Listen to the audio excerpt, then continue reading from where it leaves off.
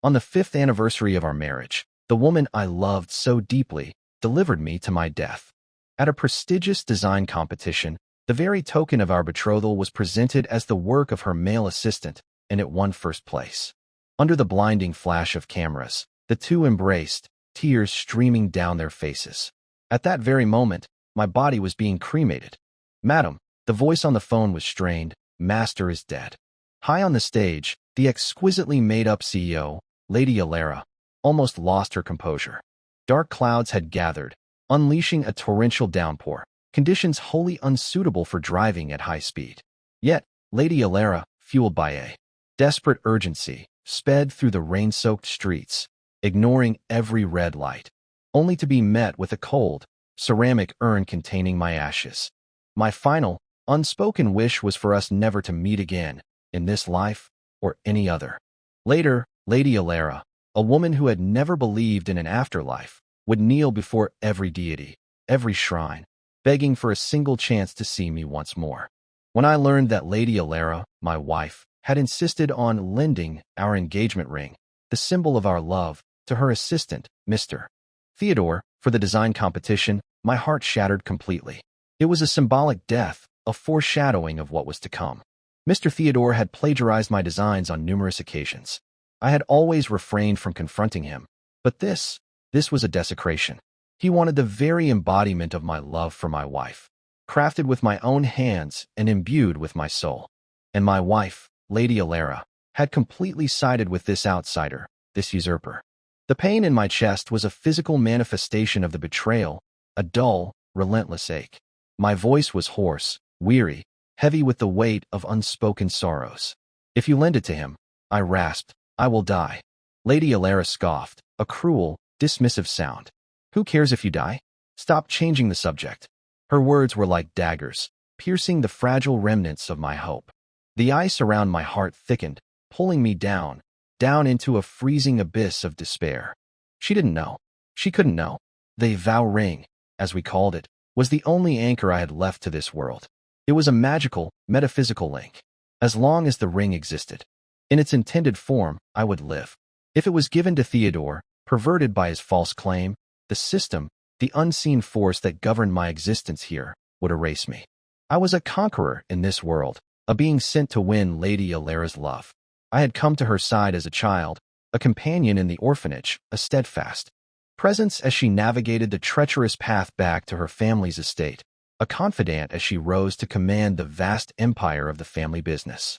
On our wedding day, the system had asked if I wanted to leave this world. I had refused, shaking my head, my heart overflowing with love. In the long years, I had become inextricably bound to Lady Alera. My mission had been a success, but in the process, I had fallen deeply, irrevocably in love with her. Our tense standoff was interrupted by a melodious ringtone, a sound specifically chosen for Theodore. A single phone call, and Lady Alera was easily summoned away.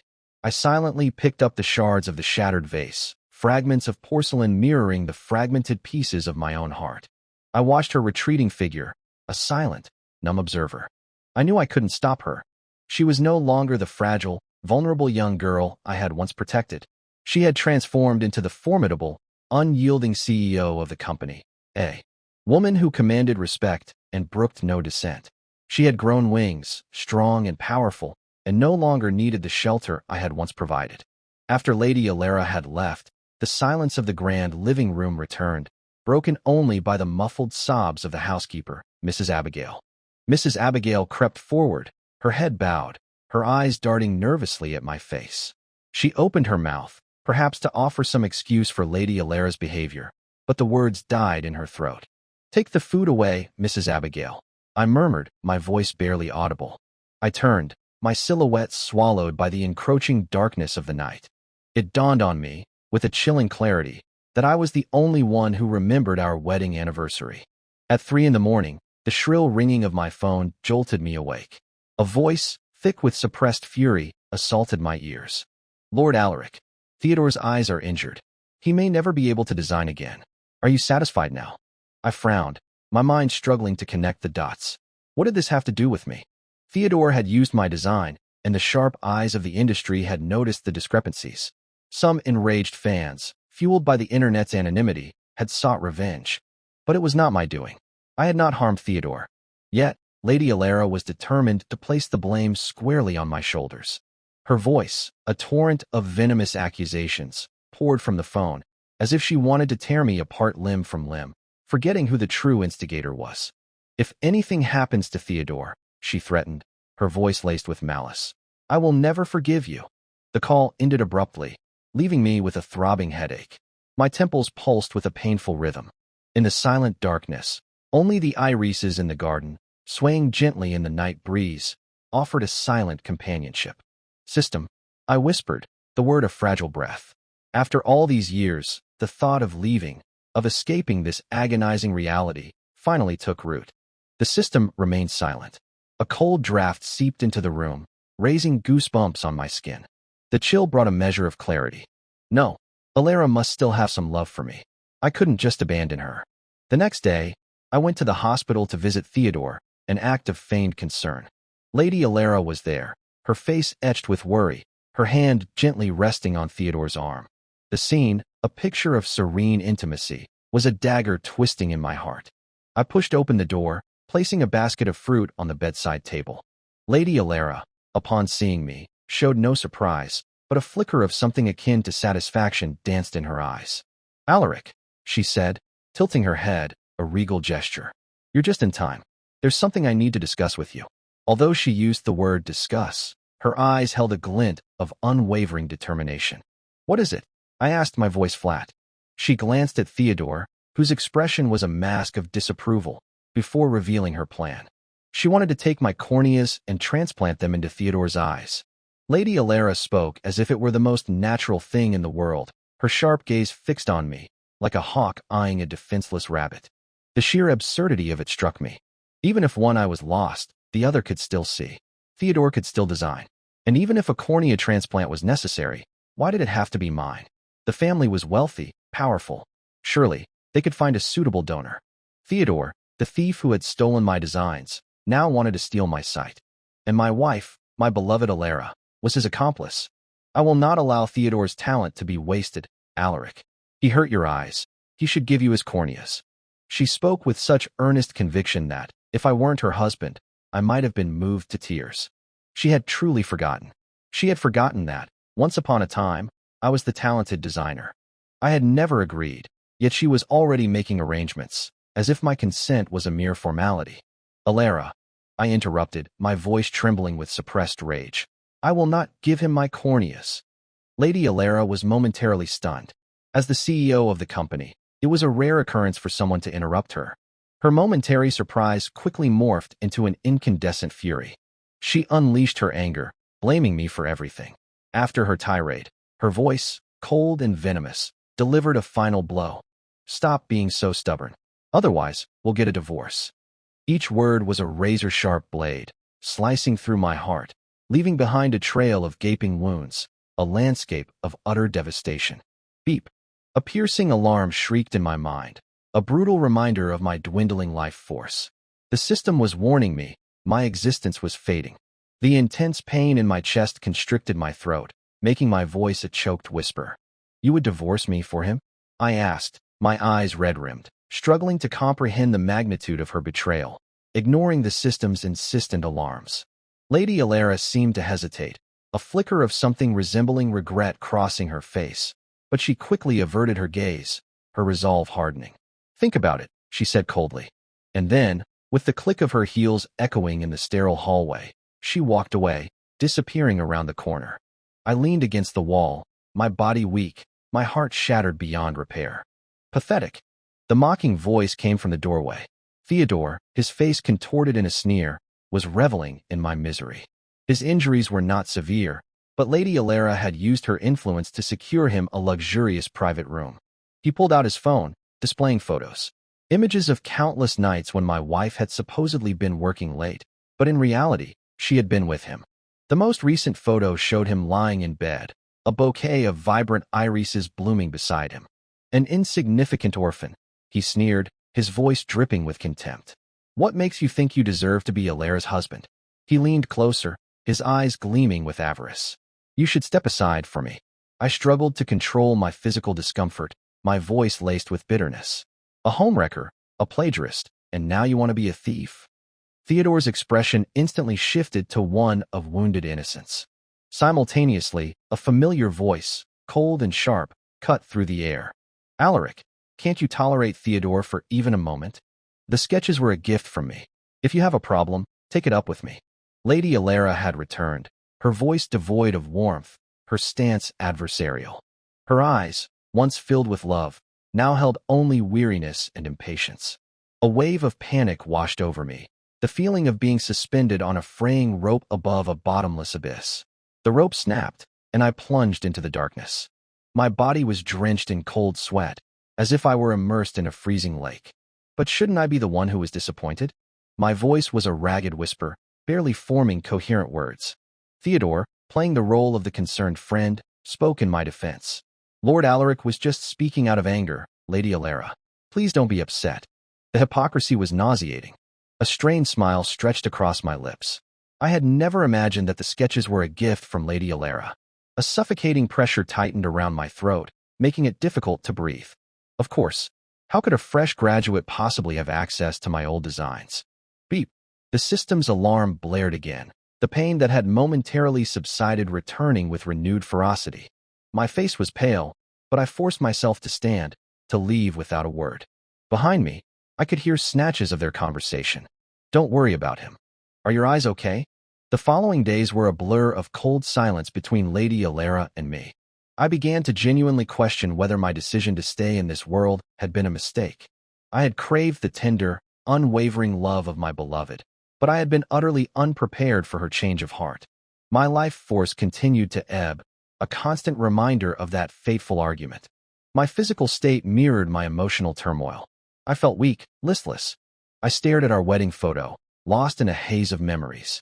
The growing heaviness in my limbs was a cruel reminder that the woman who had once loved me so deeply had broken her vow of eternal devotion. She had fallen in love with another. The housekeeper and the butler, Mr. Finch, watched me with growing concern, urging me to see a doctor. I waved them away, granting them a leave of absence. The vast mansion was empty, safe for me. My wife was at the hospital, accompanying her assistant through his cornea transplant surgery. Without my corneas, the family's influence would easily secure another compatible match. The house was eerily quiet, the silence so profound that the slightest sound would have echoed through the empty rooms. Only my labored, shallow breathing broke the stillness. The sound reverberated through the vast space. I called out to the system. I want to leave this world. This time, it was I who was leaving Lady Alera. Understood. The host's request has been received. Departure will be completed within 24 hours. I walked into the garden, gazing at the once vibrant irises, now beginning to wither. The tenderness I had once felt was gone, replaced by a bitter resentment towards the woman I had loved. I grabbed a small shovel and began to dig, uprooting the flowers that Lady Alera and I had planted together years ago. The garden, once a riot of color, now felt empty, desolate. Even the moonlight seemed to fall with a mournful stillness. I sat on the bare earth, surrounded by the upturned soil, letting the waves of emotion wash over me. I spent the night there, bidding farewell to the flowers I had once cherished. I rose with the dawn and began to gather all my belongings from the mansion. My movements were slow, deliberate, but I had plenty of time. I meticulously searched every nook and cranny, ensuring that not a single trace of my existence remained. Clothes, photographs, mementos, even the furniture I had used, nothing was spared. Lady Alera had not returned home for days. The company was demanding, and Theodore needed her. I donated all my assets, everything I owned, to the orphanage where I had grown up, and to various charities. When I was finished, the mansion was devoid of any sign of my life. I dragged everything to the garden and built a bonfire, a pyre for the remnants of my past. My chest ached, a dull, persistent throb, but watching the flames consume my belongings brought a strange sense of release. Finally, I tossed my phone into the inferno. Hours passed. The cold, mechanical voice of the system echoed in my mind. The oppressive weight that had burdened my body for days lifted, and I felt as if I were emerging from a long, suffocating confinement. My senses faded, my soul as light as a paper crane. I had no desire to return to the cold, empty mansion. I remained in the garden, beside the towering flames, and let the life drain from this body. But my consciousness did not fade. Host, a new conquest mission is being arranged. It so happens that the target's affection for you has not completely vanished. You will need to remain in this world for a few days. I was surprised. Lady Alera still harbored some affection for me. Strangely, my own overwhelming love for her seemed to have died along with my physical body. Very well, I replied to the system, my voice low. I am curious to see how Theodore will use my work to conquer the design world. On the same day, Lady Alera, as CEO, attended the prestigious triennial jewelry design competition. The final round had begun. For some inexplicable reason, her heart fluttered with a sudden unease, a premonition of loss, a faint whisper of something slipping away. A vague sense of foreboding settled over her. But she couldn't pinpoint the cause. Lady Alera had long been accustomed to control, to wielding power and influence. Wealth, prestige, love, there was nothing she couldn't command. Facing the multitude of cameras, she dismissed the fleeting anxiety, anticipating Theodore's triumphant entrance with the ring. The final spanned 3 days. The first day was merely an opening ceremony. Once the competition concluded, the company's stock would soar to new heights. Her secretary, Mississippi Sterling, received a phone call. It was Mr. Finch, the butler, calling from the mansion. A fire had broken out in the garden, attracting the attention of the estate's security. They had contacted Mr. Finch, who was on leave. Upon hearing the news, he had immediately started driving back, while attempting to call me. Naturally, the calls went unanswered. Mr. Finch, in desperation, had contacted Mississippi Sterling. Mississippi Sterling stood in a corner of the hall, speaking in hushed tones. After a moment of hesitation, she decided to inform Lady Alera. A fire in the garden? Lady Alera frowned, suspecting, perhaps, that I was playing some sort of game, some childish attempt to express my displeasure. Likely due to angle of view, the estate's security had not seen my body near the burning items. Otherwise, they will have called an ambulance instead. However, as long as Lady Alera sent someone back, or Mr. Finch arrived at the mansion, they would discover the truth. A strange anticipation filled me, a morbid curiosity to witness her reaction to the news of my death. She furrowed her brow, about to dispatch someone to the mansion, but then paused, a flicker of something cold crossing her face. She found my number on her phone, but her finger hovered over the call button, hesitating. I knew what she was thinking. Lady Alera probably believed I was throwing a tantrum, a childish display of discontent. Just then, Mississippi Sterling approached her, relaying the latest update from the estate security. The fire has been extinguished. Lady Alera dismissed the minor disruption with a wave of her hand. Mississippi Sterling stood quietly beside her, making no further arrangements to investigate. The opening ceremony proceeded smoothly. I hadn't attended such an event in years, and I felt like a country bumpkin, craning my neck to take in the spectacle.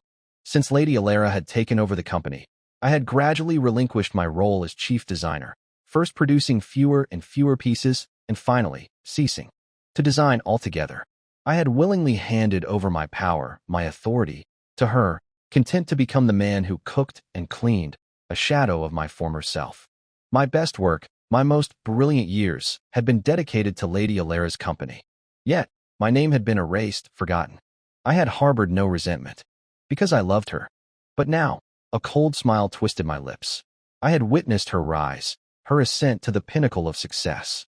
Now, I yearned to see her fall, to watch her empire crumble into dust, to be cast down into the mud. On the second day, as the competition progressed, Lady Alera's phone vibrated insistently, signaling an urgent message. Theodore had yet to appear. He was undoubtedly being saved for the grand finale. Lady Alera merely glanced at the caller ID and silenced her phone. It was Mr. Finch, calling again. Something urgent must have happened for him to bypass Mississippi Sterling and call Lady Alera directly. He must have discovered my body.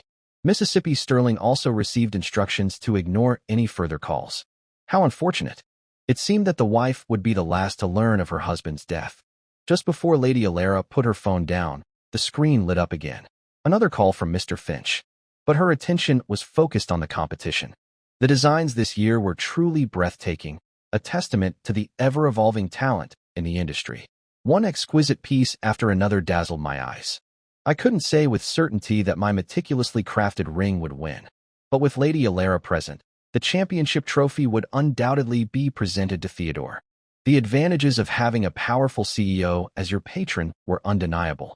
I recalled the time, many years ago, when Lady Alera and I had participated in a design competition together. We were young, inexperienced, and the judges had unfairly lowered our score, awarding us third place. The audience and other contestants had voiced their disapproval, recognizing the injustice. Lady Alera, her face flushed with anger, had declared, "If I ever become a judge, I will never engage in such underhanded tactics." Then, she had turned to me, clinging to my arm, her voice soft and pleading. "In my eyes, you will always be the greatest designer." But alas, I glanced at the cold, aloof Lady Alera beside me. She had long forgotten our journey, our shared beginnings. My body had been taken to the hospital. Due to the unusual circumstances of my death, an autopsy was required. After that, cremation. Mr. Finch, unable to reach Lady Alera, was frantic. He drove to the company headquarters, but Lady Alera was not there. She was at the competition in the neighboring city. Mr. Finch explained the urgent situation, the desperate need to speak with Lady Alera, but the receptionist, skeptical, refused to let him pass. "You say you're the butler for the Lady Alera's household, so how could you not be able to contact her?" "I'm sorry, I cannot disclose Lady Alera's whereabouts to you." The young woman at the reception desk, dutiful and polite, yet firm, refused Mr. Finch's request. The man, in his 50s or 60s, was so anxious he was on the verge of tears. I could see the strands of white hair at Mr. Finch's temples, brought on by his frantic worry. He had no choice but to leave the hospital and continue his persistent attempts to call Lady Alera. Previously, he had been concerned about disturbing her while she was busy at work, so he had only called twice. But now, even at the risk of interrupting her, he felt compelled to inform her of this urgent matter. But Lady Alera wasn't busy at all. She was tenderly comforting Theodore, reassuring him not to be nervous about tomorrow's competition. The two were lost in their own world, their affection for each other palpable. Witnessing this scene, I felt a pang of sympathy for the devoted Mr. Finch. So, I asked the system to make a slight adjustment to the cremation list. Watching the two from afar, I wondered what Lady Alera's reaction would be when she learned of my death. In a dazzling display of light, Lady Alera's gaze drifted, lost in thought, as she looked at Theodore. Theodore bore a certain resemblance to me. For a fleeting moment, it seemed as if she were looking through Theodore, seeing me. Our eyes met, and I, momentarily stunned, held my non-existent breath. But then I realized her gaze was vacant, unfocused. She was lost in her own thoughts. I relaxed, a wave of regret and disappointment washing over me. Lady Alera recalled the first time she had met Theodore. He had been a mixture of youthful exuberance and a touch of melancholy. Standing beneath the sycamore trees outside the school, he had reminded her of the man she loved. Lord Alaric had stood in the same way, outside the orphanage, on that road lined with sycamore trees, accompanying her through all these years. Sometimes, she had no idea what Lord Alaric was thinking. His love for her seemed unwavering, without reason, a love that was both comforting and intoxicating. But it was precisely this unconditional love that had made Lady Alera lose her way. The days in the orphanage were a stain on her life, a source of shame. Gradually, Lord Alaric, too, became a source of weariness. Yet, she still craved that pure, untainted love. Until she met Theodore. He was like a more vibrant, a more passionate version of Lord Alaric. Lady Alera's selfishness took root, and the balance within her heart was lost. The usually regal, impeccably beautiful CEO was lost in thought before him. Theodore's eyes gleamed with a calculating light, and, assuming a posture of deep affection, he leaned in, slowly approaching her. "Ugh, that's disgusting," I muttered, turning away and covering my eyes. Just before his lips could touch hers, as if hearing my words, Lady Alera came to her senses and turned her head, avoiding his kiss. She looked around blankly, her ears seemingly ringing with the echo of my voice. Theodore, completely unaware, showed a flicker of annoyance, but quickly masked it with a wounded expression. "I'm sorry, Lady Alera, But before he could finish his sentence, Lady Alera stood up and walked away briskly. Theodore was left standing alone. Confirming that it was just her imagination, yet thinking of me, her heart was once again filled with unease. She checked her phone. There were no messages for me. Only messages and missed calls from Mr. Finch. After a moment of silence, she dialed my number. The call didn't go through. Of course, it wouldn't. That phone had long since turned to ashes. Lady Alera's heart was suddenly filled with a restless anxiety. She ignored Mr. Finch's messages and calls and returned to her hotel alone. The anxiously awaiting Mr. Finch discovered something even more devastating. Due to a procedural error, the master's body, after the autopsy, had been sent directly for cremation. And by the time he discovered this, it was far too late. Mr. Finch's temples throbbed, his vision blurred, and he almost fainted from the shock. Time quickly advanced to the final day of the competition. Finally, it was Theodore's turn to take the stage. He presented the very token of my betrothal to Lady Alera, bearing his own name, adorned with a few minor embellishments. This was his final masterpiece. Tiny diamonds refracted a shimmering light, and the rare gemstone, carved into the lifelike shape of an iris, subtly displayed the initials FYS under the play of light. The initials of Lady Alera's name. I would like to dedicate this vow ring to my employer, Lady Alera. This ring embodied all my love for her, yet the person who presented it to the world was not me, but another. Theodore had added a delicate veil of folded white gauze as decoration. The dazzling jewel captivated the audience, drawing thunderous applause. Lady Alera rose to her feet, applauding. The judges, maintaining a facade of impartiality, all awarded the highest scores. With almost no effort, Theodore had effortlessly secured first place. I sighed softly. Lady Alera had rigged the competition, but she failed to notice the resentful expressions of the other contestants, the ambitious glint in the eyes of her family members lurking in the shadows. She had been in a position of absolute power for too long. Lady Alera personally presented the award to Theodore. Under the glare of countless cameras, the two embraced, overcome with emotion, tears streaming down their faces. A perfect couple. In the dazzling spotlight, Lady Alera experienced another moment of disorientation. She felt, with an inexplicable certainty, that Lord Alaric was present. Theodore delivered his acceptance speech, outlining his inspiration and design concept. Lady Alera stood a little further away. Perhaps it was the public display of the engagement ring, but she couldn't help but think of me again. Once the competition is completely over, she murmured softly, I'll make it up to him. Make it up to whom? To me? But it was no longer necessary. Her phone vibrated again. It was Mr. Finch. Lady Alera, in high spirits, finally answered the call. Something terrible has happened, madam. Mr. Finch's voice was choked with emotion. Lady Alera was dismissive. Is it about the fire in the garden? It's not a big deal. By the way, where's Alaric? Mr. Finch sobbed, unable to utter the words. I felt a pang of sorrow. It was touching, this heartfelt grief for my passing, this tireless effort to manage my affairs, coming from a 60-year-old man who shared no blood ties with me. Master is dead. Lady Alera's grip tightened on her phone, her composure shattering. What did you say? She asked, her voice trembling. He was cremated last night.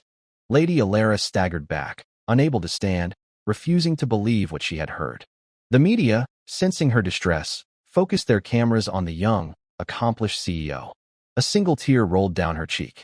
Lady Alera, losing her composure, quickly exited the stage. Theodore, in the midst of his speech, frowned. He had planned to make a public declaration of love. The vow ring rotated on the display stand. When the light struck it at a particular angle, another set of initials appeared, overlapping the original ones. The media scrambled to capture the moment. It seems Mr. Theodore had another romantic surprise up his sleeve. Lady Alera turned back abruptly. The host, speaking too quickly, failed to realize that the three letters were JCY. The audience murmured. It wasn't Theodore's initials. It was my name. Lady Alera stopped in her tracks. It seemed she hadn't known about the letters either. The two sets of initials, intertwined, shimmered in the clear, translucent gemstone, a silent testament to my past love. Mr. Finch, on the phone, was detailing the circumstances of my death and the changes at the mansion. Tears streamed down Lady Alera's face as she hurried to the stage and snatched the ring. This unexpected turn of events left even the most seasoned host speechless. Lady Alera rushed away, leaving Theodore alone to face the barrage of pointed questions. Mr. Theodore, is it true that you plagiarized the design for this piece? Mr. Theodore, why does the ring you designed bear the initials of another person? Is this piece also plagiarized? Theodore found himself once again embroiled in controversy, but this time, escape seemed impossible. My consciousness followed Lady Alera. She could no longer contain her overwhelming fear and anxiety. Tears flowed freely. The weather was atrocious, a heavy downpour making driving treacherous. The roads were nearly deserted, and she floored the accelerator, reaching a speed of 180 kilometers per hour. She kept dialing my number, clinging to a desperate, futile hope. But what was the use? The living, breathing man of a few days ago was now nothing but ashes. It took her 4 hours to drive home from the neighboring city. The mansion was eerily silent. As Lady Alera passed the garden, she finally noticed the missing irises. My gaze followed hers, landing on the empty flower beds. Irises were Lady Alera's favorite flowers. When we had moved into this mansion, she had planted them in the garden. But alas, Alera wasn't skilled at gardening. She was clumsy, getting mud on her face. I had laughed gently and taken the small shovel from her hand. She had patted her chest and promised, "When the irises bloom, I'll pick the most beautiful bouquet for you." I had taken over the care of her irises, tending to the delicate flowers with meticulous attention. The deep purple irises bloomed year after year, but Lady Alera grew increasingly busy, and the promised bouquet never materialized. She hadn't given them to me, but she had given them to Theodore. "Mr. Finch, where are the flowers?" But Mr. Finch, his face haggard, looking years older, approached her. Lady Alera bit her lower lip, her eyes red and swollen from crying. Seeing Mr. Finch's distress, she wanted to say something, but the words wouldn't come. "Madam," Mr. Finch's voice was heavy. "I saw it on the security footage. One night, the master dug up the flowers himself. I called you many times, but I couldn't reach you. The master's ashes are in the living room." Lady Alera bit her lip so hard that it bled, but she still refused to believe that I was gone. Her steps were unsteady, as if she had twisted her ankle on the way. She entered the living room, taking a tentative step, and almost stumbled. It was Mr. Finch, with his old bones, who caught her. "Madam, please accept my condolences." "I don't believe it, I don't believe it." She shook her head, tears streaming down her face, smudging her exquisite makeup. She bore no resemblance to the elegant CEO. "The autopsy report will take a few days. I searched the entire house, but I couldn't find a single photograph of the master for his memorial service." "Madam, you—" "Shut up," she screamed, her hair disheveled, sticking to her face, matted with tears. Mr. Finch bowed his head and quietly retreated. "It's my fault, Alaric," she sobbed. "Why didn't you give me a chance to make it up to you? I brought the ring back, see?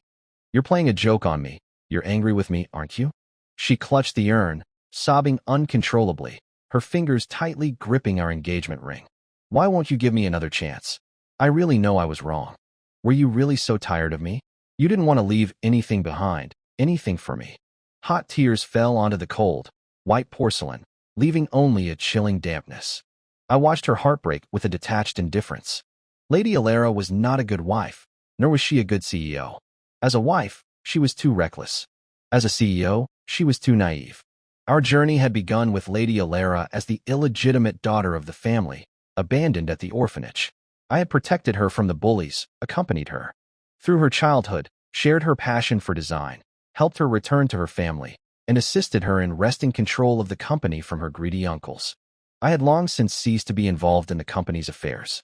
That time had been sufficient for her uncles to regroup and plot their revenge, to carve up the empire she had built. Theodore's plagiarism scandal provided the perfect opportunity for the wolves lurking in the shadows to strike, to destroy her when she was at her most vulnerable. For days, Lady Alera was consumed by grief over my death, unable to focus on the company's affairs. The mighty corporation began to falter. Whether it was due to her incompetence or her apathy, it was unclear. At a board meeting, the shareholders attacked her, and Lady Alera, unable to defend herself, or perhaps unwilling to even try, was forced to step down. Her assets were liquidated to cover the losses caused by her mistakes. Only the mansion remained.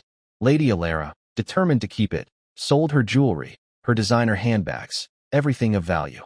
Theodore, disgraced by the plagiarism scandal, was arrested and blacklisted by the entire design industry. He faced imprisonment. Due to the rushed nature of the surgery, his transplanted corneas began to show signs of rejection. During my visit to the hospital that day, I had spoken with the surgeon about his condition. In fact, a cornea transplant hadn't been necessary. Conservative treatment could have restored his vision. But Theodore, in his arrogance, had insisted on the surgery, driven by a desire to provoke me. Now, Without proper follow-up care, and with the unsanitary conditions in prison, is left, I was likely to go blind. He had reaped what he had sown.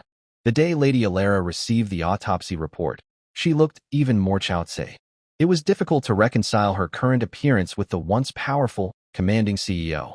The autopsy report was inconclusive, failing to determine the true cause of death, offering only a vague conclusion of multiple organ failure. She wept over the few flimsy pages of the report. If I had been more attentive at the hospital that day, I would have noticed that you weren't feeling well.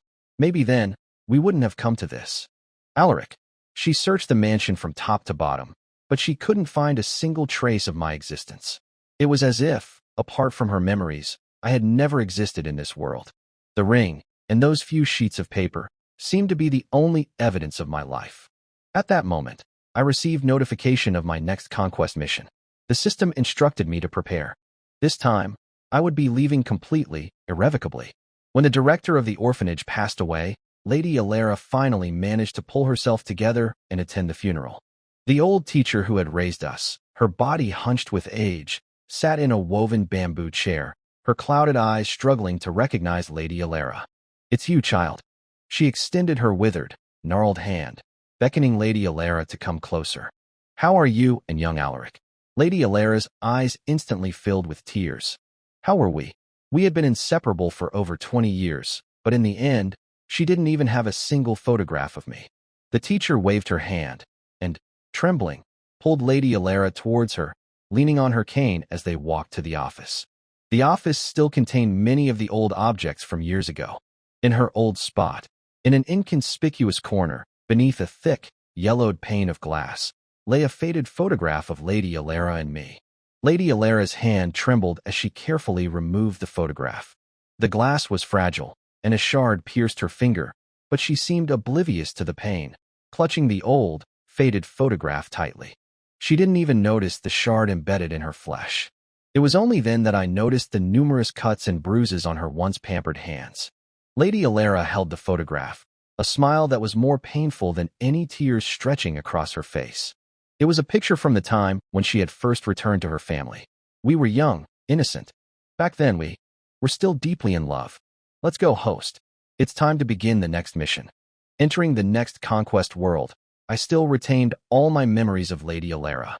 I even saw her on television, not as a triumphant, resurrected businesswoman, but as a lovesick woman, prostrating herself every 3 steps, from the foot of the mountain to the summit, praying for a chance to be reunited with her husband in the next life. The old Taoist priest at the temple watched her for a long time, remaining silent. Finally, he revealed a secret, offering her a chance to meet again. That day, I went to the airport to pick up the young lady who had returned from studying abroad, my new conquest target. To my surprise, I saw Lady Alera. She was holding a bouquet of irises, her face filled with anticipation as she rushed past me. I stopped in my tracks. But then, I continued walking. We were, after all, on different paths. "Goodbye, Lady Alera."